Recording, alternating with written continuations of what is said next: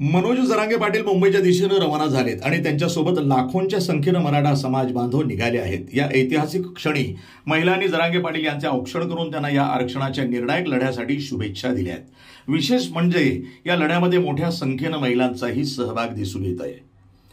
मराठा आरक्षणाच्या मागणीसाठी गेल्या काही महिन्यापासून सुरू असलेल्या आंदोलनाला आता निर्णायक वळण मिळाले। मनोज जरांगे पाटील यांनी एक मराठा लाख मराठाचा नारा देत मुंबईच्या दिशेने कूच केली आहे। जालना येथून सुरू झालेला हा प्रवास आता मुंबईपर्यंत पोहोचणार आहे। या प्रवासामध्ये त्यांच्यासोबत मराठा समाजातील लाखो लोक सहभागी झाले आहेत, ज्यामध्ये तरुणाई आणि महिलांचा मोठ्या प्रमाणावर सहभाग आहे। हा लढा आता मुंबईतच निकाली लागणार असल्याचा विश्वास त्यांनी व्यक्त केलाय।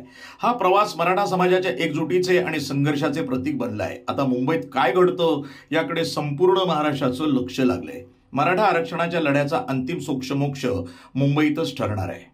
NTV news Marathi, Jalna.